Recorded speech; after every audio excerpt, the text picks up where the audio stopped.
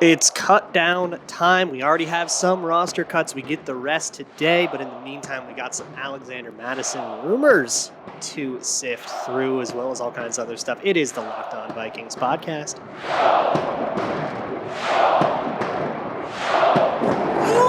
Ooh-wee! You are Locked On Vikings, your daily Minnesota Vikings podcast, part of the Locked On Podcast Network, your team every day.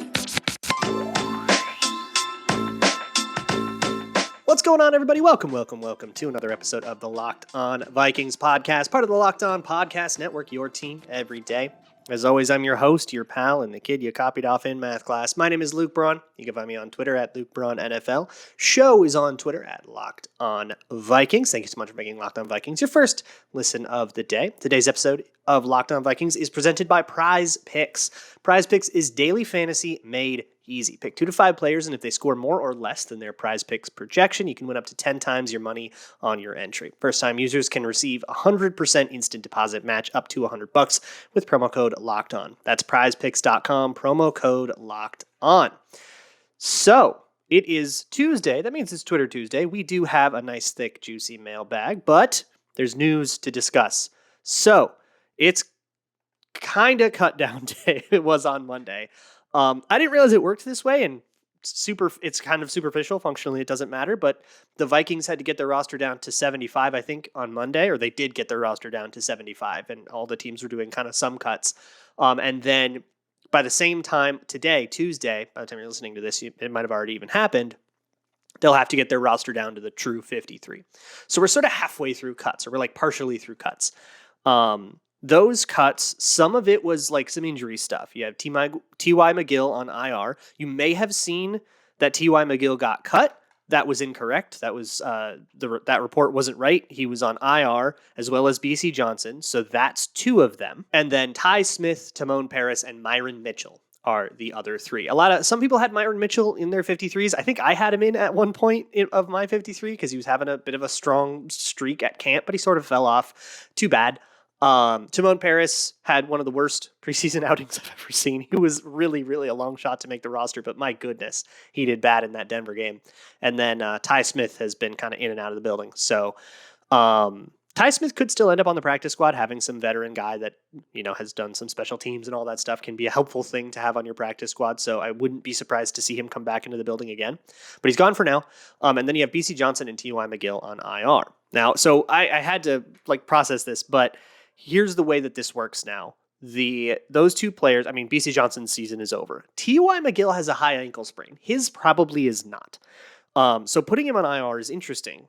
They didn't want to do the thing where they did this with somebody last year. I want to say they did this with Irv Smith last year, where you have him on your roster for the first cut down day, and he has to be on your roster for that league day, that 24-hour period, and then you can put him on IR, and then it's the 3 weeks he can return kind of thing. Maybe he can come back at the end of the season or whatever. That's what they did with Irv Smith. With T.Y. McGill, they put him on IR today to get down to their 75.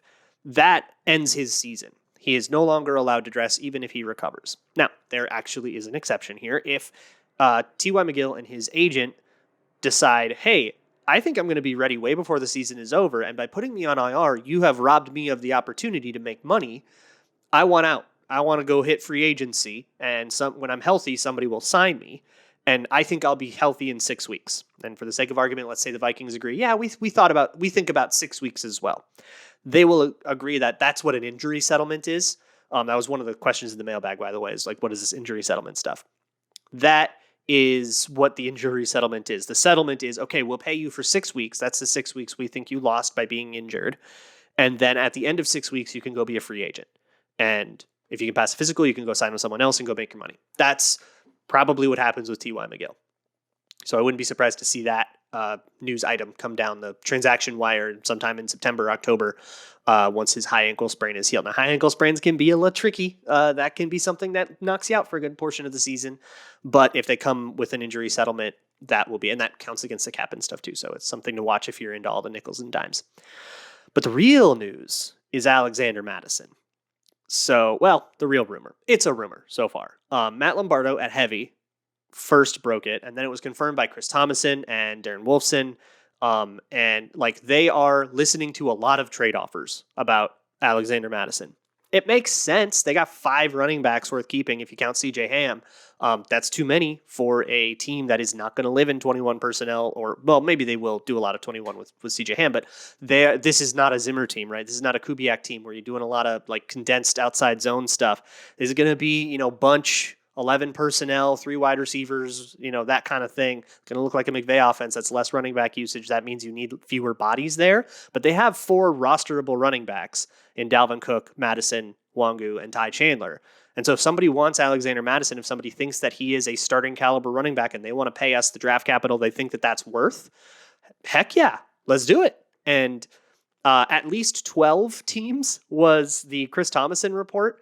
Darren Wolfson said at least 6. So a lot of teams is what you can take from that. Nobody has the exact number, but it sounds like they've gotten a lot of calls. Maybe that number is exaggerated. Maybe some of this is being planted by the team to drum up interest. Who knows? But that would be something to watch out for on Tuesday, a possible Alexander Mattison trade. I'm really into the move. And it's because of how Wangu and Chandler have played. I have definitely moved off of the idea that you can just have bad running backs and be fine. Because I think if you think that bad running backs are okay, I think you're looking at the wrong thing for what tells you if a running back is bad. You can't have a running back that blows protections. You can't have a running back that, misreads plays. I don't think if the Vikings trade Alexander Mattison, they're in any danger of that. And in fact, my take for most of the offseason is that Mattison himself causes a lot of those problems. But if you're on an NFL team and you're thinking about trading for Mattison, I was just kidding. Let's get into the mailbag. I've got a couple of Mattison questions here. Jeff McNamee asks, chances of a bidding war for Mattison, maybe not as a 2024 second or a 2023 third. That's probably steep. By the way, if you want to send me a question, you always can do that at Luke Brown NFL or at Locked On Vikings on Twitter. You can leave a YouTube comment. If you are watching on YouTube, you can send an email to lockedonvikingspodcast@gmail.com anytime, or you can fill out the Google form in the show notes. A third round pick's a lot. So here's the calculus, the way I see it. Mattison was a third round pick, and he has played out 3 of those 4 years on that contract. So you have 1/4 of the value you should expect out of a third round draft selection. A third round draft selection gets you 4 years, and I think of an Alexander Mattison sized player, or an Alexander Mattison caliber of players, maybe a better word, where he's a rotational guy, a backup, depth at a position, and that's probably before you factor in the positional value of a running back. But a rotational player for 4 years is what you can expect out of a third round pick. And whoever is trading for Alexander Mattison gets 1/4 of that. So I think it's more like a 5th or 6th, probably closer to a 6th for 1 year of a backup running back. I'd be happy with a 6th round pick out of that. And that's just calculus. Teams seem to like Alexander Mattison a lot more than I do. Like if I were running a team, I would not be in this bidding war, but I'm not running a team and they are in that bidding war. But I do think you can maybe use that to jack up the price. Like if they say, and then you got a 4th round pick back from Mattison, I would explain that by saying there was probably a bidding war and Kwesi pitted guys against each other. If he ends up getting a 7th, that totally makes sense to me too. You're getting 1 year of a backup guy. But if they think he can be the starting running back on their team, hopefully they would be willing to pay a little more than that. That would be pretty cool. But we'll probably be talking about this tomorrow. Ty Soup asks, can you explain the comp pick around Mattison? Seeing all kinds of takes from 4th to a 7th round. Yeah, this is crazy. So this is a Thomason tweet. I think this one was a team plant because it's objectively wrong. He said that you could get a 3rd or a 4th round pick from Alexander Mattison. No. Randy Gregory is netting a 4th round comp pick from his signing this year, and he signed a 5-year, $70 million deal. As well, like 13 something average per year. And it's based mostly on the average per year of the contract is what makes the compensatory pick, is what determines if you get a comp pick and how high that pick is. It's a whole bunch of things, and it's a proprietary formula. Over the Cap has done a pretty good job of reverse engineering that formula. But yeah, no, he's not getting a 3rd round pick because he's not getting 20 mil a year, y'all. He's probably not getting a comp pick if he hits free agency. 4 running backs netted comp picks, and they all got deals over like $5 million. If you look at something like Rex Burkhead or Melvin Gordon, and that's probably around where Alexander Mattison will sign, that those guys were like 2.5 mil 1-year deals, that kind of thing. And those would not net a comp pick. So even if he gets a really big deal, the comp pick would be like a 6th or a 7th. So I say take your money right now. I have a whole bunch more questions to get through and other stuff about cut down day. So we're going to dive into this mailbag. But first, let me talk to you about Prize Picks. Prize Picks is daily fantasy made easy, and it's sort of a different format. I don't like daily fantasy. I don't like getting into a pool of 100,000 people and having to pick like the craziest corner case to try and hope that I can win that pool. If I'm going to play daily fantasy, it's because I have a prediction about a player and I think it's going to come true. That's what Prize Picks is for. So you do stuff like Kirk Cousins, will he get more or less than 285 passing yards? Or will Justin Jefferson get more or less than 10 touchdowns on the day? That kind of reasonable question. So download the Prize Picks app or go to prizepicks.com. You can sign up and play daily fantasy sports. First-time users can receive 100% instant deposit match up to $100 with promo code Locked On. That means if you put in $100, you get $100 free. If you put in $50, you get $50 free. That kind of thing. Don't forget to enter that promo code Locked On at sign up for an instant deposit match up to $100. Thanks so much for making Locked On Vikings your first listen of the day. For your second listen, check out the Ultimate Pro Football Preview. That starts on August 31st. We have all of us are talking about the Pro Football Preview. It's a 8-episode extravaganza, just like we've done for the draft, with all of the Locked On hosts, Odyssey experts, breaking everything down. It's a big old to-do, and it's awesome, and I love all these things all the time. You got it's on a separate podcast feed, so you got to search it out. Ultimate Pro Football Preview on Odyssey or wherever you find your favorite podcast. Also, please check out the history documentary. Episode 5 is out. It covers the 90s, so you get Denny, John Randall, Carter, Moss, all kinds of people I watched growing up. So it starts to get a little sentimental because I had posters of these guys on my wall as like a little kid. And yes, we do go over that game. So, maybe bring a drink. You can find that at patreon.com/LukeBraunNFL. Okay, let's move on with this Twitter Tuesday mailbag here on the Locked On Vikings podcast. Next one comes from Mirgondo, who asks, is Ezra Cleveland the above-average starter that many take him to be? I believe he's been good at left guard, but I'm by no means a competent O-line film watcher. Would love to know if he's our man for the foreseeable future. My take on Ezra Cleveland, they do vary because I don't think people are watching him very close because everybody's a lot more interested in Bradbury or watching Ed Ingram or watching a different position group. My take, and he hasn't played a snap in the preseason, my take is that he has taken a small step forward, which is nice. I would love it if that was my take every year and he took a small step forward. I would keep him for 10 years. That's a great pace to be on. We love it when dudes take a small step forward. We love it when dudes take a big step forward even more, but we take these. That's where he's a little bit more powerful, I guess he looks. But he's always been a powerful guard. We'll see how it goes when the bullets really start flying in games, though. Vikes Wolves 218 asks, what is the optimal amount of cap space to have entering week 1? Do you see any moves other than cuts before week 1? I do see moves other than cuts. I think that there can be waiver claims for sure. There have been whispers about a center trade or a center cut. I'm watching the Browns cuts. I'm watching the Broncos cuts. In particular, I'm watching Cleveland interior group because they have a lot of roster pressure on their interior line, even after their Nick Harris injury. They have a lot of roster pressure on that, and they are cutting a guy they do not want to cut. And so they're actually shopping people and trying to trade people. So the Vikings could be a buyer there, or maybe they don't get any buyers and they cut someone and we scoop them up. Optimal amount of cap space, I would say like $1 or $2 million. And right now, like that's after a lot of preseason stuff.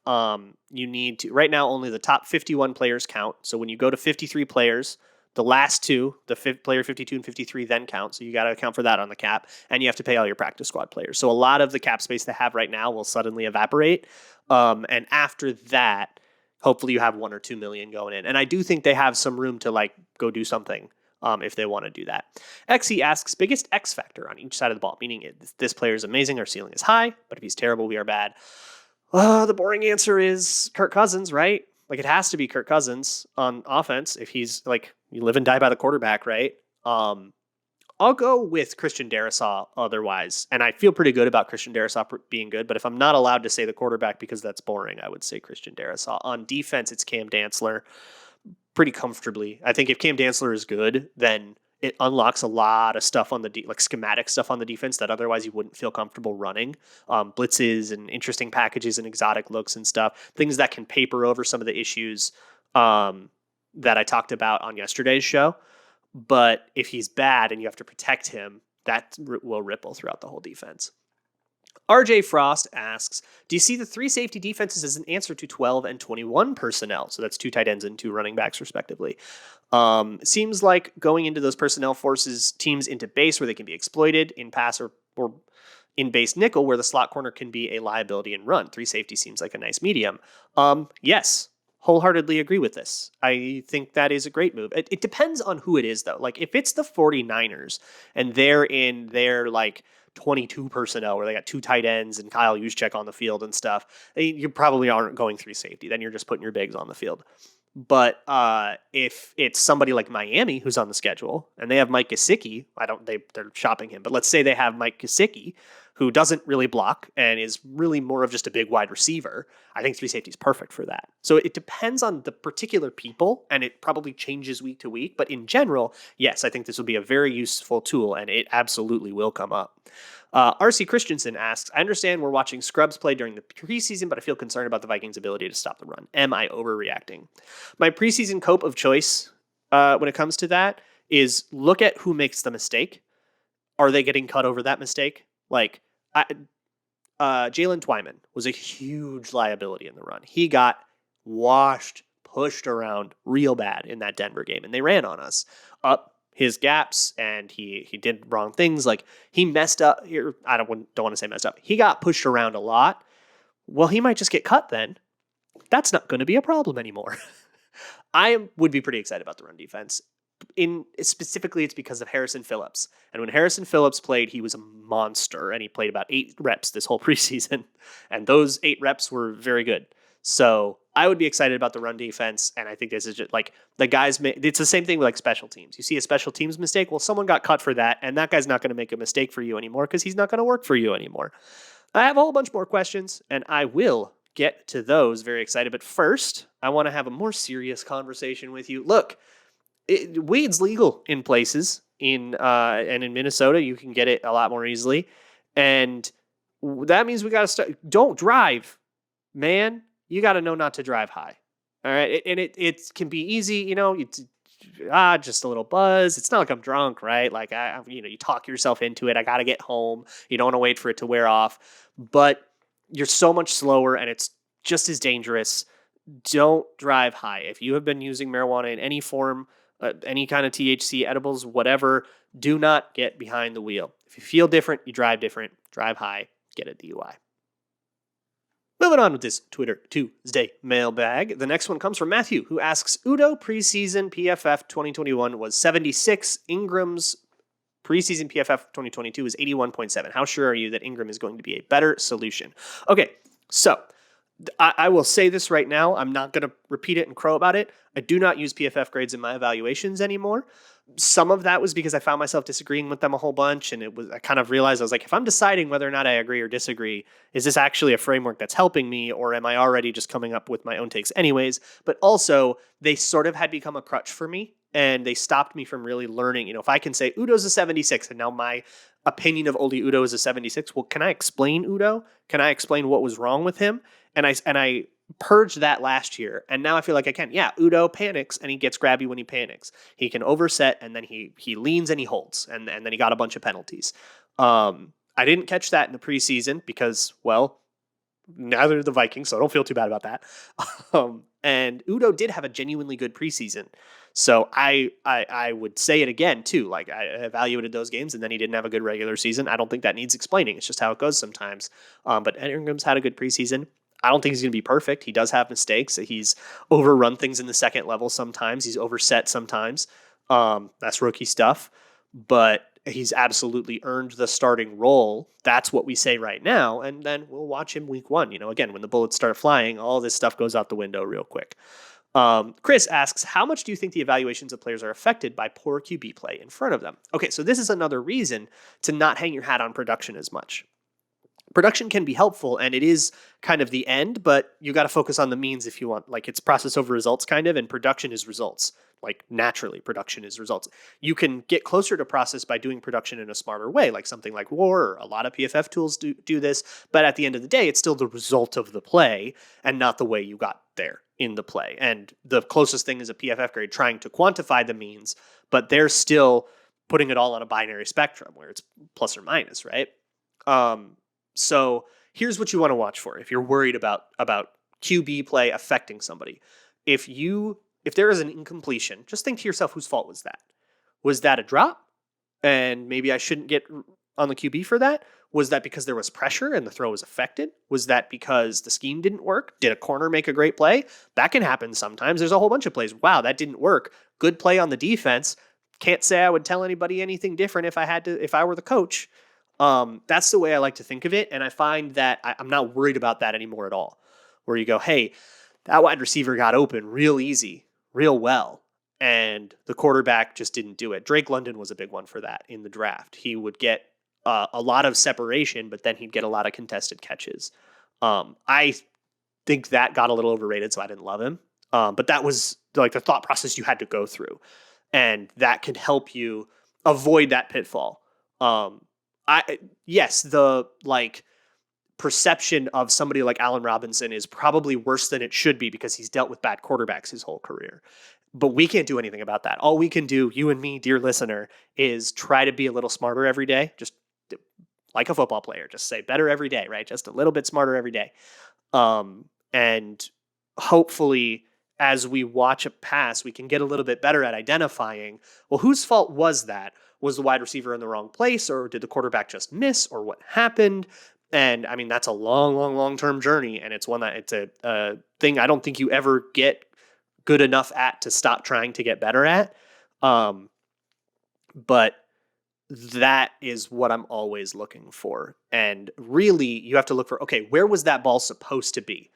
Because if it split two defenders perfectly and the wide receiver wasn't there, decent chance that's on the wide receiver. And then if you really start to get to know play calls and what stuff's supposed to be, you can go like, okay, that whole play was choice return, and that guy ran a route that was from a different play. I think it was that guy's problem. That's a more advanced level, and it's kind of my goal. My goal is to get to that level by the end of the season. I'm far away, so I have work to do. But that's my goal, is to get to the level where I can start to identify those things with a degree of confidence. Kyle Slaby asks, Arif Hassan thinks players would be great fits for anime protagonists. Which current player has the best shonen protagonist power arc? I'm thinking Gohan levels of embarrassing mess to secret badass.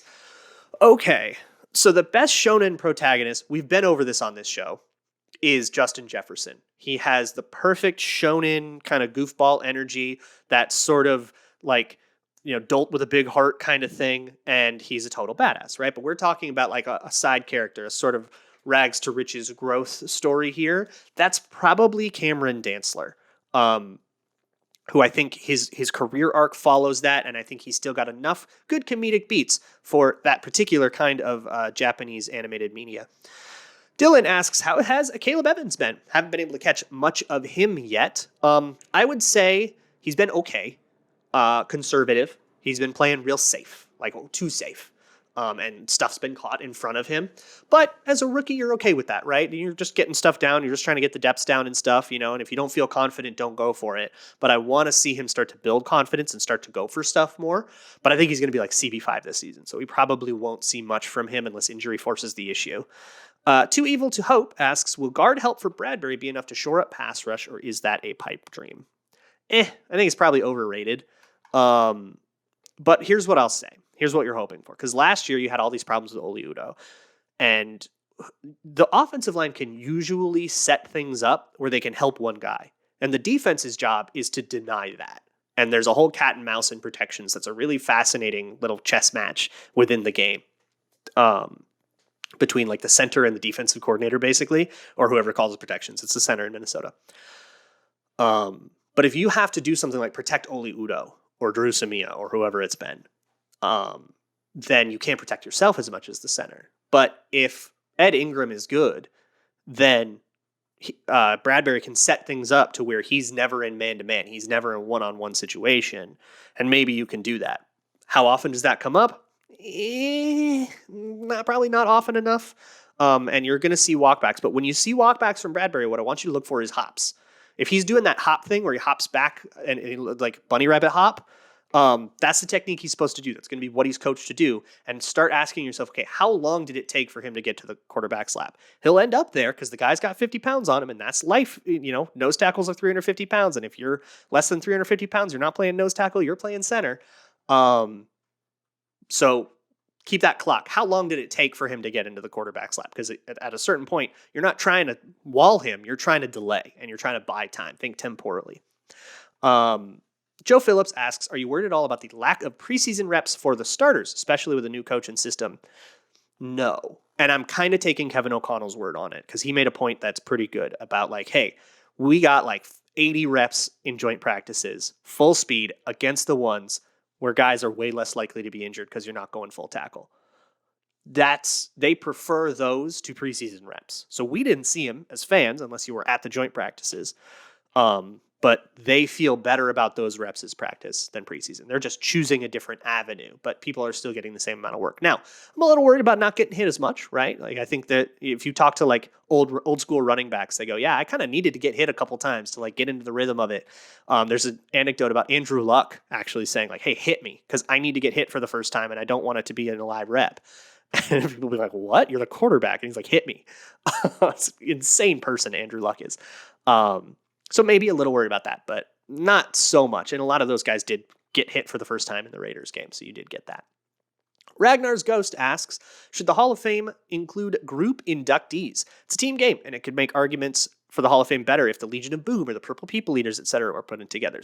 Emphatically, yes. I've been screeching about this for like 2 years. I think the Purple People Eaters should get a bust in the Hall of Fame that is, would you still call it a bust, but like a sculpture of the Hall of Fame of that picture of them blocking a field goal against the Packers. Google that. You'll know exactly. You'll see it, and you'll be like, yeah, that one that I've seen everywhere.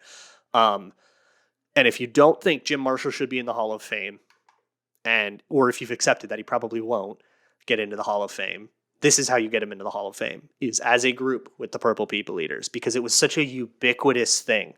It was, go listen to the history doc, but it was so ubiquitous that when I was growing up as a kid, I knew about the Purple People Eaters, the group, and thought that the song that they were named after, that old Sheb Willie song, I thought that song was written about them. I got that order mixed up because it was so ubiquitous in Minnesota, of course, but everywhere. They defined things. They changed the way defensive line played. And yeah, 2 of them are in the Hall of Fame over that. But as a group, I think that is absolutely a phenomenon worth honoring. And I would say the Legion of Boom, absolutely too. And I think they had a really similar effect on the game, honestly, as the Purple People Eaters. So yes, emphatic yes, I absolutely love it. East Coast Vikings fan asks, let's say you were kidnapped by an evil Packers fan. Okay, so Peter Bukowski. You need a current player to be the detective and one current Viking to hunt them down and kick their butt. Who do they choose? Okay, so I need one detective and then one like enforcer, one superhero. So the enforcer is probably like, who's the fighter? I need somebody with a crazy energy like Andrew Booth. Because like, you're going to have to get into, you can't play that conservative, right? So I want Andrew Booth to be the one hunting people down. For the detective, for the sleuth, I'm going purely off the riddle videos that the Vikings have been posting, which are great. I love them. Greg Joseph seems to have the best deductive skills. So I'm going to go with Greg Joseph to find me, and he's going to send Andrew Booth to go be the enforcer. Tomorrow, we're going to be talking about cutdown day. As you listen to this, you might have already seen the roster cuts. But tomorrow we'll go over everything that happened. We'll talk about the 53, go position by position. It's always a fun day to talk about, but not a fun day for obviously for those getting cut. So I'll see you then. And as always, Skull.